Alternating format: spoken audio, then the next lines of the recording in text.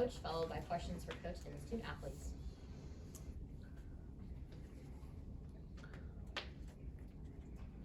Oklahoma is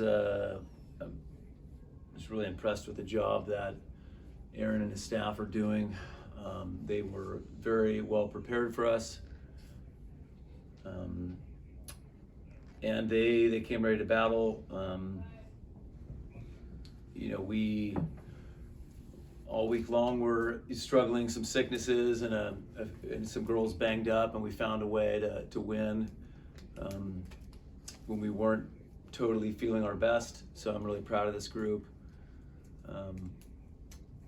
But again, I think I was expecting us to struggle a little bit with they run a really fast offense. I would argue the fastest in the country overhead. But they definitely exceeded my expectations on how well they played defensively. But we just persevered, and we're in the Sweet 16. Valeria, it seemed like you guys were having a little bit of trouble with their block specifically. I'm curious what you saw in that they were maybe doing a little bit better to kind of stifle you guys there. You mean like them blocking us? Yes. I mean, they're really tall, really physical team. I think me, Tori, Liv, we were predetermined and like where we wanted to hit, and then we talked to our coaches and we said, hey, we do this every time in practice. We have one of the best blocking teams in the country, so we're used to it. So it was just a matter of like flipping the switch.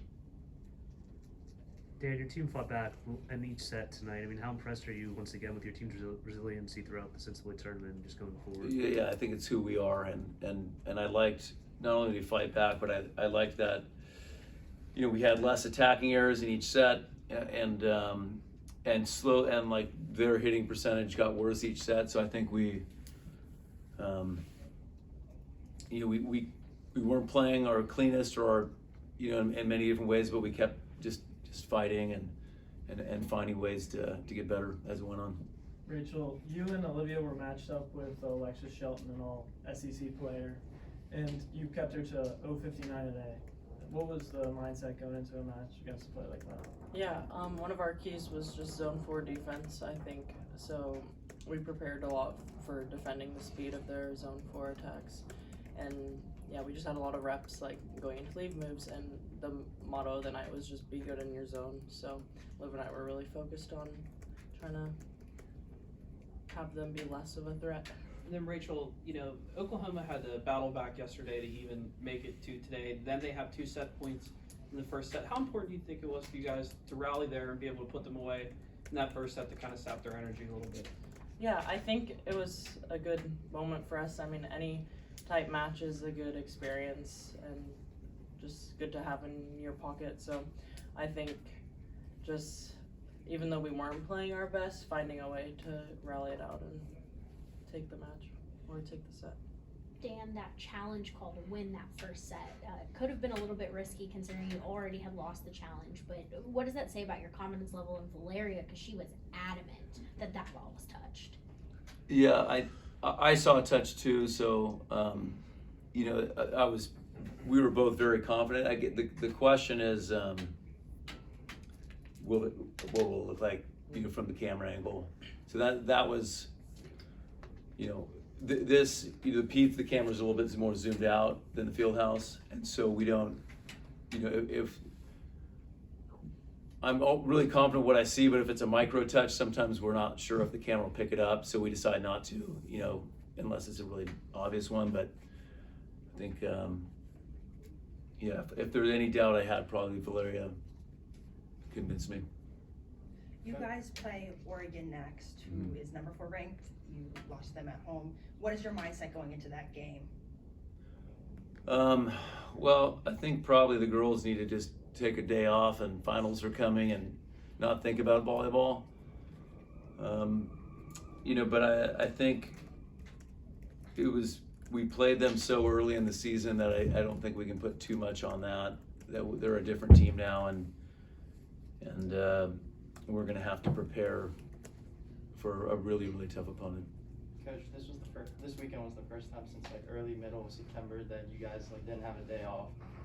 after a game, what you guys did this weekend. What was the mentality just for you guys having less than 24 hours to just recuperate and play again? Yeah, I mean, it would have been more ideal for some of our players to have that rest, but I mean, I think we've kind of mapped it out as a team and talked about this is how it'll be. So it was expected, and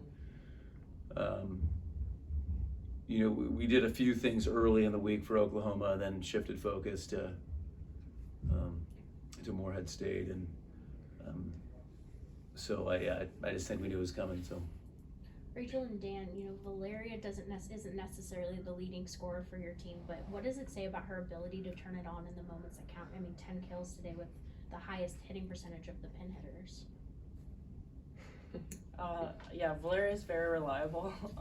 Even though she's not like touching the highest like inventory, and she's just like super consistent, always finding solutions. She's a utility player and very reliable.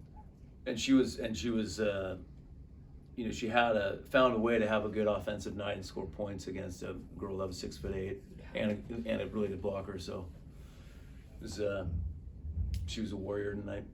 Valeria, how do you feel like you guys eventually wore down their block with the attack after, you know, kind of having some iffy moments with their size early in the first set? Can you repeat the question? I said, how do you feel like you guys kind of eventually wore down and were able to get around their block as the match went along? I think, like I said, we were just predetermined, and we found a way to like hit higher. Rachel was putting up really good sets. It was on us to hit high, and that's what we did. Rachel and Valeria, this is your last NCAA tournament. I mean, what are your feelings been like this weekend, and what are some things you guys are looking to improve upon, I guess, to next weekend, obviously with, you know, Oregon and a potentially Elite Eight matchup here as well? I mean, we're just playing every day like it might be our last. So there's a lot of emotions, and we're just playing with gratitude. We know next week is going to be really tough, but we do have the advantage of being home, so definitely taking that. Yeah, I agree. Just one day at a time, taking every match, like what's in front of us, taking that one step at a time. And I really like how you said playing with gratitude. Dan, Olivia, and Tori didn't have the best nights, but what does that say about their specific resiliency that they just didn't stop attempting even when things weren't going well for them? Yeah, I mean, it's funny because we're just so used to Tori putting up unrealistic numbers. I still think she had a good offensive night, all things considered. Right. And Tori, Olivia was struggling a little bit, and they, you know, they made some good block moves, and you know, but we just about halfway through that third set, there was a timeout. I said, "What's going to happen is you're going to score a bunch of points in a row," and she went back, had 2 aces, and killed the next 3, and it wasn't so much my words, but it was more just her staying.